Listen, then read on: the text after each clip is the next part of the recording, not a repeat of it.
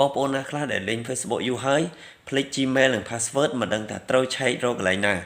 បងប្អូនមកមើលវីដេអូខ្ញុំពីដើមរហូតដល់ចប់បងប្អូននឹងដឹងថាត្រូវឆែកនៅកន្លែងណាតោះទៅមើលបងប្អូនគ្នាបងប្អូនចូលមកកម្មវិធីជ្រុំមក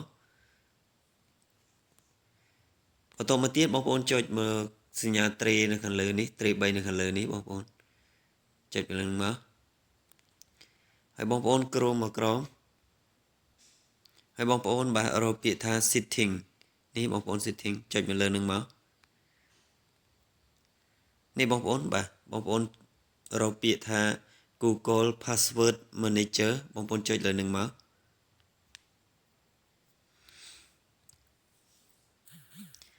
នេះបងប្អូនបាទនេះមួយជួរនឹងគឺGmail និង password យើងនៅនឹងបងប្អូនអាចចុច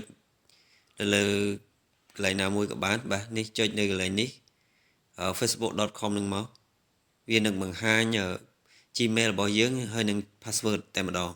ហើយខ្ញុំចុចបងប្អូនមើលមកបាទនេះបងប្អូនគឺជា Gmail របស់យើងបាទដោយសារតែខ្ញុំបាំងនេះគឺដោយសារតែខ្ញុំដាក់សញ្ញាបាំងនេះដោយសារតែខ្ញុំការពារនៅសុវត្ថិភាព Gmail របស់ខ្ញុំបាទបងប្អូននេះគឺជា Gmail ខាងក្រោមនេះគឺ password បើបងប្អូនចុចនៅសញ្ញាភ្នែកនេះគឺបង្ហាញ password របស់យើងហើយវីដេអូនេះមានតែប៉ុណ្្នឹងទេបើបងប្អូនគិតថាសំខាន់បងប្អូន share ចែករំលែកទុកទៅបងប្អូនជួយ follow page ខ្ញុំម្នាក់មួយផងខ្ញុំនឹងមានវីដេអូចែករំលែកបងប្អូនថ្មីទៀត